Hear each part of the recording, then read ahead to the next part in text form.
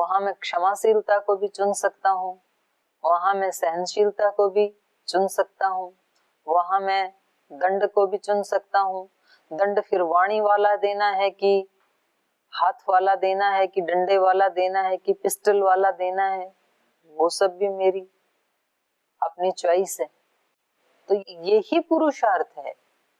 मुझे क्या चाहिए, बहुत सारे ऑप्शन है, सिचुएशंस भी आती रहेंगी।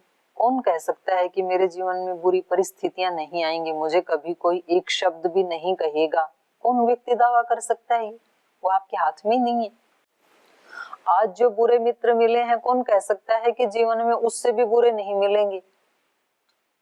जिनको आज आप बुरा कह रहे हैं, जो गुरु आचार्य जिनको आप आज बुरा कह रहे हैं, क्या पता आगे आने वाले टाइम में उससे भी 10 गुना बुरा मिल जाएंगे, फिर क्या करोगे?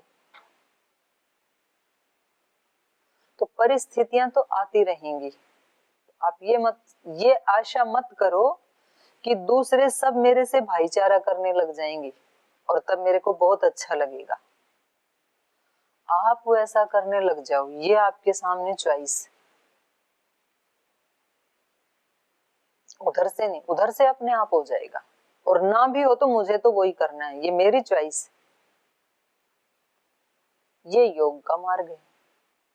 और वो जैसा करेंगे वैसा तो फिर हम भी करेंगे। हम कहाँ से भाईचारा फैलाएं जब दूसरे लोग ऐसे नहीं करते हैं? तो ये फिर ऑटो मोड वाला, जड़ वाला कार्यक्रम है, ये अस्मिता दोष वाला कार्यक्रम है। इस शरीर को ही हमने अपना आपा मान लिया और यहाँ जो सेंसर लगे हैं इस जड़ शरीर में इंद्रियों का, उस सारे सिस्टम को हमने ऑटो मोड पे छोड़ रखा है कि जब कोई मेरी इंद्रियों के अनुकूल करेगा तो इंद्रियां ऐसा रिएक्ट करेंगी, जब प्रतिकूल करेगा तो इंद्रियां ऐसा रिएक्ट करेंगी। ये हमने डाल दिया। और यदि हमें ऑटो मोड पे ही डालना है सिस्टम को, तो फिर अच्छे वाले पे डाल दें। अच्छे वाला ये भी तो हमने ही बनाया है ना। अब हमने ही तो बनाया है कि कोई व्यक्ति जब मेरे प्रतिकूल आचरण करेगा तो मुझे कितना गुस्सा करना है और उस गुस्से में मुझे कौन कौन से शब्द बोलने हैं, उनका चयन हमने ही तो किया है ना। गुस्से में लोग अत्यंत बुरे शब्द भी बोलते हैं, मीडियम भी बोलते हैं, कुछ हल्का भी बोलते हैं, कुछ केवल अपनी दृष्टि को ही थोड़ा टेढ़ा कर देते हैं, कुछ लाठी भी उठा लेते हैं। कितने सारे ऑप्शन है। तो अपने लिए हमने ही तो चूज किया है कि भाई कुछ भी हो जाए, ऐसे शब्द तो हमारी वाणी से निकलेंगे नहीं। तो ये किसकी मर्जी है? हमारी तो है। तो ये वाला सिस्टम भी तो हम ही ने ही फिट किया है अपना, चाहे इस जन्म में या तो पिछले जन्म में। और अच्छे वाला चाहिए तो वो भी हमें ही फिट करना पड़ेगा, रोजाना वैसा वैसा अभ्यास करके। और फिर हो सकता है कि वो भी हो सकता क्या हो ही जाता है। ऋषियों ने तो ऐसे ही बताया, से तु दीर्घ काल निरंतर्य सत्कार से भी तो दृढ़ भूमि। दृढ़ भूमि का मतलब ये है ऑटो मोड पे चले जाना। तो जैसे आज हमारा टिट फॉर टैट वाला स्वभाव ऑटो मोड पे चला गया कि जो दूसरे वाले जैसा करेंगे वैसा होता ही है, हमारे से नहीं सहा जाता है, ये हमने बनाया है, स्वाभाविक नहीं है। तो दूसरे वाला भी हमारे लिए ऑटो मोड पे चला जाएगा कि जो दूसरे कुछ भी कर दें, हमें अपनी तरफ से कोई भी पाप करना ही नहीं है, चाहे कोई कितना भी सता ले। तो क्या क्या ज्यादती नहीं हुई महापुरुषों के साथ, हमारे राष्ट्र भक्तों के साथ, हमारे संतों के साथ, योगियों के साथ। लेकिन उन्होंने अपने सिस्टम को ऑटो मोड पे डाल दिया कि हमें अहिंसा, सत्यस्तेय, ब्रह्मचर्य, परिग्रह, इससे नीचे आना ही नहीं है। महात्मा बुद्ध के साथ कितनी कितनी ऐसी प्रतिकूल परिस्थितियां आई उनके जीवन में, गालियां भी निकाल रहे हैं लोग, पिटाई भी कर रहे हैं, पत्थर भी, महर्षि दयानंद को पत्थर भी मार रहे हैं लोग। लेकिन महर्षि दयानंद को जो करना है वो ही करेंगे। उनको ऐसा नहीं है कि तुम मेरे को पत्थर मार रहे हो तो मेरे अंदर तो इतना बल है कि मैं शिला ला के तुम्हारे सिर पे डाल दूंगा। तो उन्होंने वो अपने अंदर वो सिस्टम पैदा ही नहीं किया। उन्होंने कहा जहर पिलाना ये इसका काम था, इसने पिला दिया, अब इसकी जान की रक्षा करना, क्योंकि ये मेरा सेवक रहा है, मेरा रसोइया रहा है, इसके प्राणों की रक्षा करना ये मेरा काम है, क्योंकि मैं एक योगी हूँ, साधु हूँ, धर्मात्मा हूँ, महापुरुष हूँ। इसलिए अपने पॉकेट से उसको किराया दे करके उसको बता रहे तो भाग जाए यहाँ से, नहीं तो तेरे को मार डालेंगे ये लोग जब इनको पता चलेगा। तो ये क्या हो गया, महर्षि दयानंद का करुणा और दया वाला पक्ष ऑटो मोड पे आ गया। अब वो व्यक्ति चाह करके भी हिंसा कर सकता ही नहीं है। जैसे हम चाहते हैं ना कि जी हम चाहते नहीं है गुस्सा करना, गुस्सा हो जाता है, वहां उस समय शांति से रहा जाता ही नहीं है, क्योंकि सिस्टम ही हमने अपने ऐसा बना दिया। वहां हम शांत नहीं रह सकते, वहां हम क्षमा नहीं कर सकते, उसको हम सहन नहीं कर सकते। महर्षि दयानंद कह रहे हैं कि क्या करूं, दिल में करुणा इतनी है कि इसको कोई दंड दिया जाता ही नहीं है, क्योंकि ये मेरा सेवक रहा है, तो मेरे मन में करुणा ही है इसके प्रति। तो अभ्यास से तो अभी तक जो है वो भी हमारे जीवन में अभ्यास का ही फल है, और हमारा अगला जो टारगेट है, जो हम चाहते हैं, तो इसीलिए तो मैं कहती हूँ। और अभी तो 2021, तो हम अपने नए साल का, जैसे अभी कल परसों मैं अपने संगठन में बातें कर रही थी अपनी बहनों से कि आपका 2021 का क्या एजेंडा है, आप बताओ, 2020 की क्या उपलब्धियां हैं। तो किसी ने हम इतनी कक्षाएं बनाएंगे, इतने योग शिविर लगाएंगे, ठीक है, वो जिसका जो टारगेट है वो बता रहे हैं। हमारा क्या टारगेट है? और हमारे दो टारगेट होते हैं, एक अभ्युदय का, एक निश्रेयस का। अभ्युदय के जगत में हमें क्या क्या उपलब्धियां करनी है, 2021 में आपकी क्या क्या उपलब्धियां होंगी। एक कक्षा को छोड़ के अगली कक्षा में पदार्पण करना, ये आपको करना है। आपका शारीरिक बल कितना बढ़ेगा या घटेगा, वजन कितना बढ़ाना है कि घटाना है, सबका अलग अलग है। आपका मन का बल कितना बढ़ेगा कि घटेगा, बुद्धि का बल बढ़ेगा कि घटेगा, सहनशीलता क्षमाशीलता बढ़ेंगी कि घटेंगी। एक एक गुण और एक एक दुर्गुण, आप गोलमोल टारगेट मत बनाओ, जितना उसको आप स्पष्ट कर सकते हैं उतनी स्पष्टता से लिखो। अपनी डायरी लेके बैठ जाओ, एक एक गुण को लिखो, क्योंकि गुण को लिखने से या बोलने से वो बहुत ज्यादा सबकॉन्शियस माइंड के सामने क्लियर हो जाता है। अब एक शब्द मैंने बोला कि मुझे आने वाले 2021 में अपना अभ्युदय और निश्रेयस दोनों प्रकार के बल को बढ़ाना है।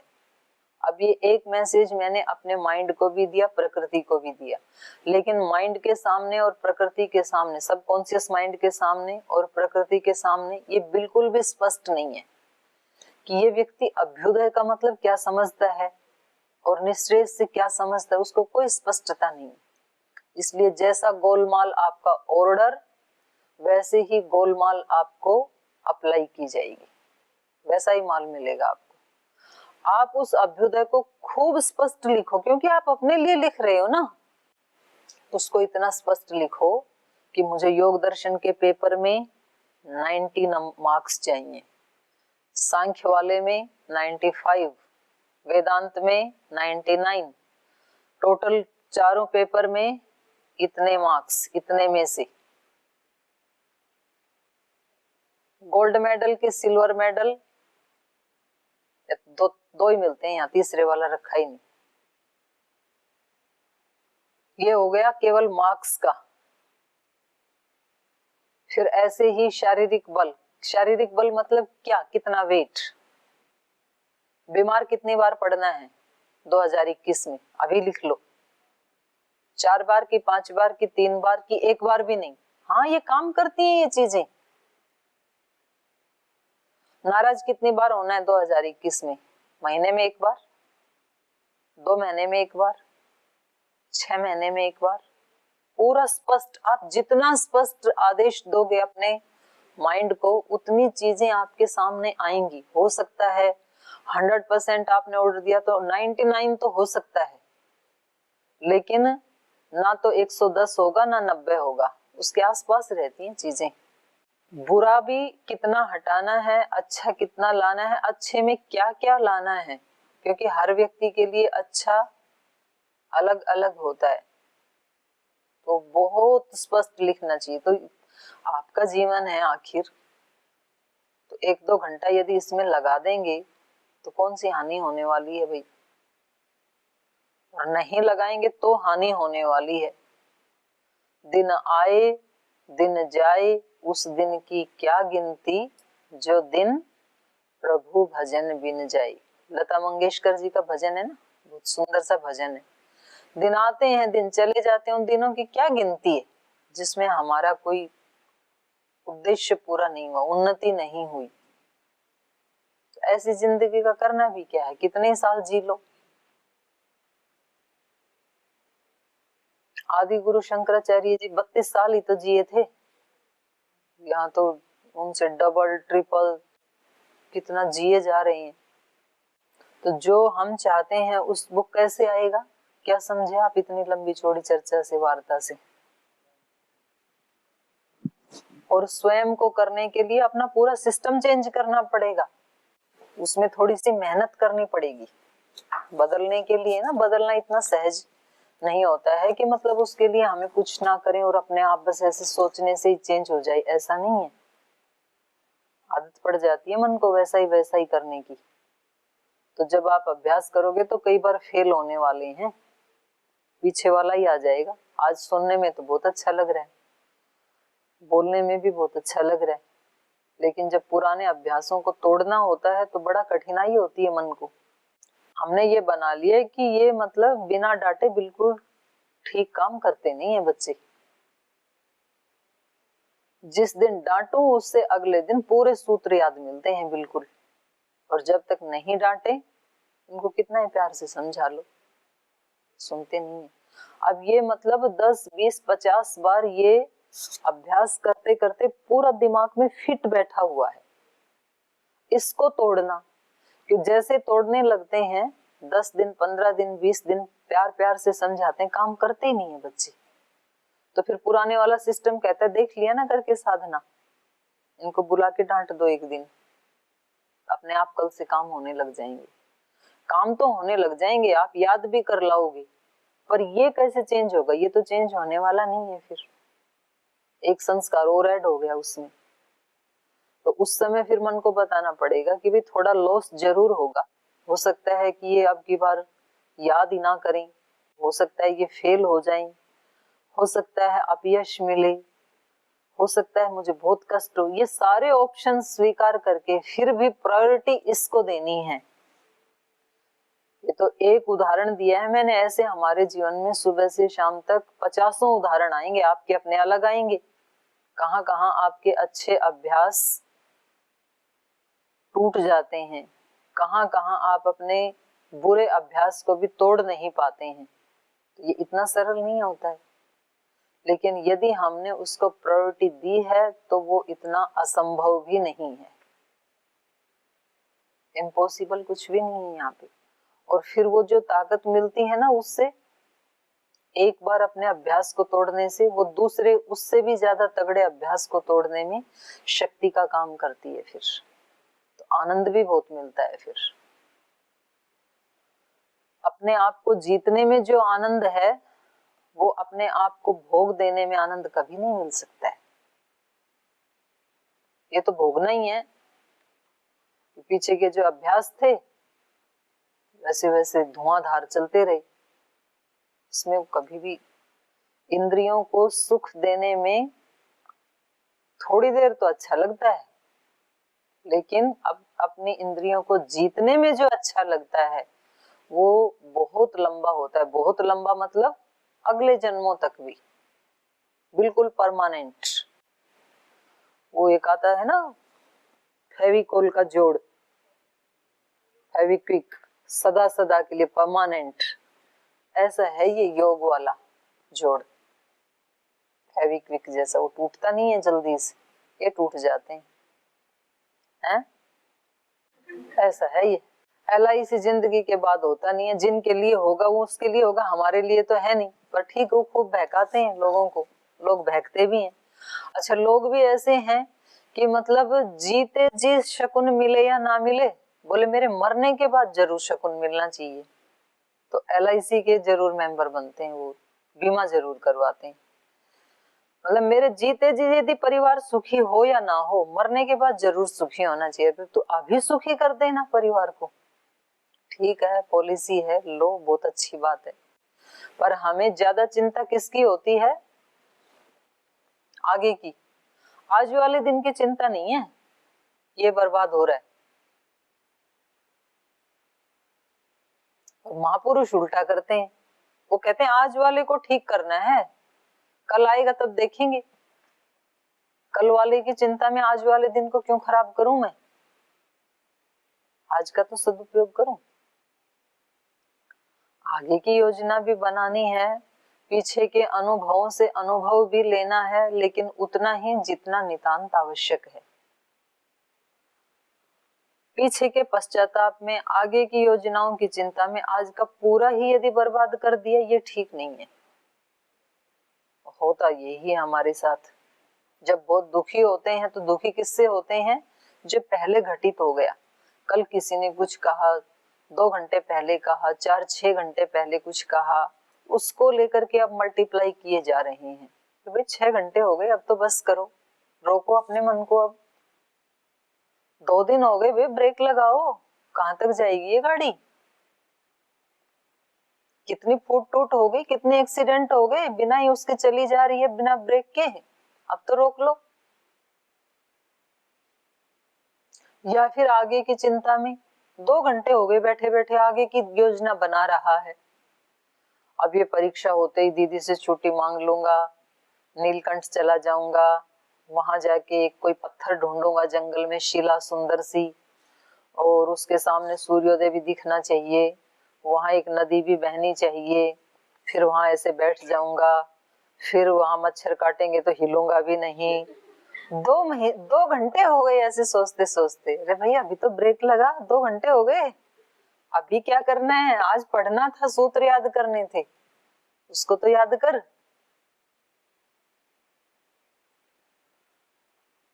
थोड़ा तो सोचो, लेकिन इतना ज्यादा मत सोचो कि मतलब आज वाला भी पूरा ही खराब ही कर दो आप।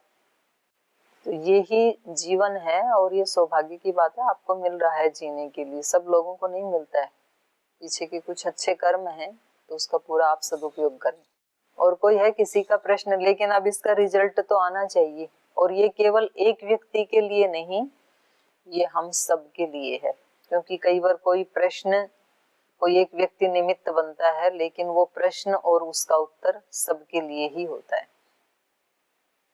हर कोई यही चाहता है कि हम सब परस्पर प्रीति पूर्वक जिएं, और अपने अच्छे सद्गुणों की जो एनर्जी है, अपना जो ओरा है, उससे दूसरों को भी सहायता देके उसको भी ऊपर उठाएं।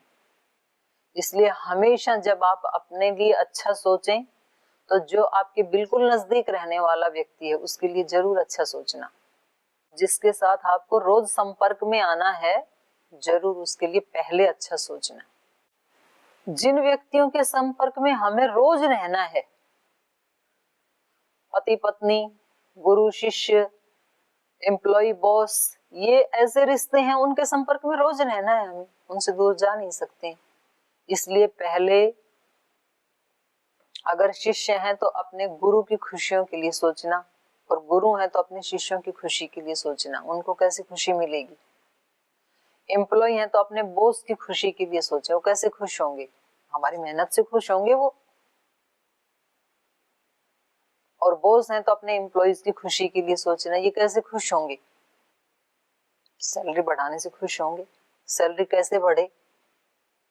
जब वो अच्छे से काम करें। वो अच्छे से काम कब करें? जब हम उनको इंकरेज करें, जब हम उनके लिए प्रेरणा बने। तो ऐसे व्यक्ति को दूसरे के लिए जरूर सोचना है। अगर वो यदि खुश रहेगा ना, तो आप ऑटोमेटिक खुश हो जाएंगे। आपके गुरु यदि खुश हैं, प्रसन्न हैं, पॉजिटिव एनर्जी से भरे हुए हैं, तो आपके जीवन में ही आने वाली है वो बादल। कहाँ बरसेगा? जमीन पे ही बरसेगा। अगर हमारे गुरुजनों के पास, माता पिता के पास, हमारे बड़ों के पास कोई शक्ति है, तो वो किसको देंगे? हम ही देंगे। कहाँ लेके जाएंगे? तो इसलिए हमें आपके कक्ष में कोई भाई रहता है या बहन रहती है तो उसकी सुविधा के बारे में पहले सोचना, उसकी खुशी के बारे में पहले सोचना, आप ऑटोमेटिक खुश रहेंगे। और अपनी अपनी खुशियों के बारे में सोचा तो दुख आने वाला है। केवलाघो भवति, पाप होता है ये, केवल अपनी खुशियों के बारे में सोचना। केवलाघो, अघ माने पाप, केवल अघ, केवल पाप है ये। केवल आदि, जो खुद भोगने की इच्छा करता है, जो केवल अपनी खुशियों के, अपने सुख के बारे में सोचता है, वो व्यक्ति पापी है। ये मैं नहीं कह रही हूं, वेद मंत्र कह रहा है। चलिए 6 तक हो गया था।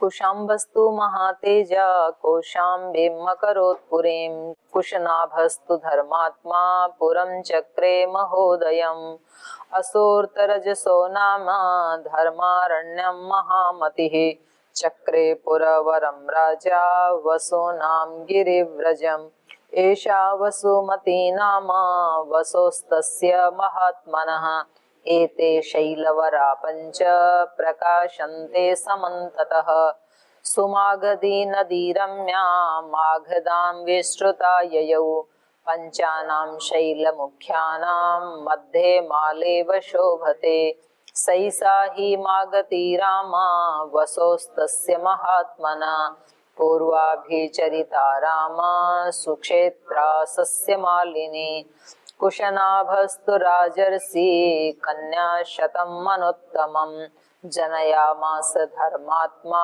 घृताच्यां रघुनन्दना तास्तु यौवनशालिन्यो रूपवत्य स्वलङ्कृता उद्यानभूमिमागम्य प्रावृषीव शतहृदा गायन्तो नृत्यमानाश्च वादयन्तस्तु राघवः आमोदं परमं जग्मो वराभरण भूषिताः।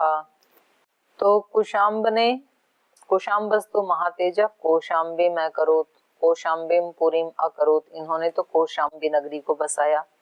और कुशनाभस्तु धर्मात्मा पुरम चक्रे महोदय, और जो कुशनाभ थे उन्होंने महोदयम पुरम चक्रे, महोदय नाम के पुर को, शहर को चक्रे बसाया, निर्माण किया। असुर रजसो नामः धर्मारण्यम महामती, और जो असुर रजस नाम के व्यक्ति थे उन्होंने धर्मारण्यम, धर्मारण्य नामक स्थान को चक्रे बसाया। और पूर्वरम राजा वसुनाम गिरिव्रजम, और जो वसु हैं, वरम वसुनाम राजा गिरिव्रजम पुरम चक्रे, तो इन्होंने गिरिव्रज नाम के नगर की स्थापना की। एषा वसुमती नाम वसोस्तस्य महात्मन एते शैलवरा पंच प्रकाशन्ते समन्तत।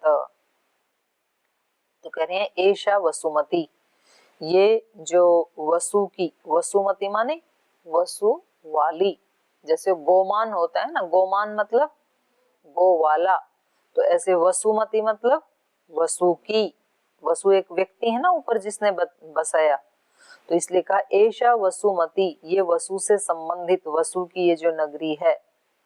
वसुमती नाम वसोस्तस्य महात्मना, तो ये वसुमती के नाम से प्रसिद्ध हुई। वसुवती नामः वसोतस्य महात्मा, उस महात्मा ने जो ये नगरी बसाई, ये वसुमती नाम से प्रसिद्ध हुई।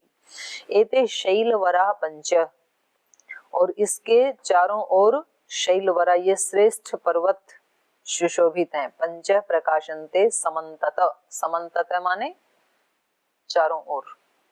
तो इस नगरी के चारों ओर, उभयत मतलब, हाँ, अभितय मतलब, अभितय मतलब चारों ओर, समन्तत मतलब चारों ओर, उभयतय मतलब दोनों ओर। तो इसके चारों ओर समन्तत पंच शैलवरा, इसके चारों तरफ ये 5 पर्वत थे। तो ये नीचे टिप्पणी में इन्होंने दिया है 5 पर्वत कौन से थे। विपुल, वराह, वृषभ, ऋषिगिरी, मातंग भी कहते हैं, और चैत्यक। सुमागधी नदी रम्या मागधान विस्तृता ययौ पंचानाम शैल मुख्यानाम मध्ये मालेव शोभते। तो ये जो रमणीय नदी है सोन नदी, इस ये सुमागधी नदी, सुमागधी मतलब मगध के साथ साथ बहने वाली, सुमागधी नदी रम्या ये रमणीय है, मागधान मगध में रहने वालों के लिए, मागधान विस्तृता ययौ पंचानाम शैल मुख्यानाम, 5 इसमें पर्वत मुख्य हैं, और मध्य मालेव शोभते, माला की तरह से ये बीच में सुशोभित हो रही है। इन 5 श्रेष्ठ पर्वतों के बीच में ये नदी, ये नगरी माला की तरह सुशोभित हो रही है। तो इसको कल पढ़ेंगे, फिर आज यहीं विराम देते हैं पाठ को।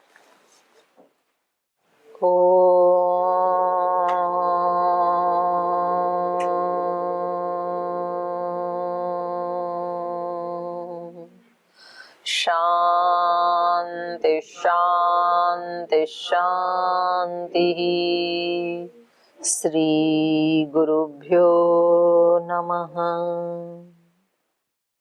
हरि के नाते से सब नाते, इससे सभी सुहाते। हरि के नाते से सब नाते, इससे सभी सुहाते। किससे वैर करेंगे प्यारे, विविध रूप धर आते। किससे वैर करेंगे प्यारे, विविध रूप धर आते। स्वार्थ विना जो सबकी सेवा, करते नहीं अघाते। स्वार्थ विना जो सबकी सेवा, करते नहीं अघाते। पर दुख दुखी सुखी पर सुख में, वो जन हरि को भाते। पर दुख दुखी सुखी पर सुख में, वो जन हरि को भाते। हरि के नाते से सब नाते, इससे सभी सुहाते। किससे वैर करेंगे प्यारे, विविध रूप धर आते। विविध रूप धर आते। विविध रूप धर आते। ओम श्री गुरुभ्यो नमः।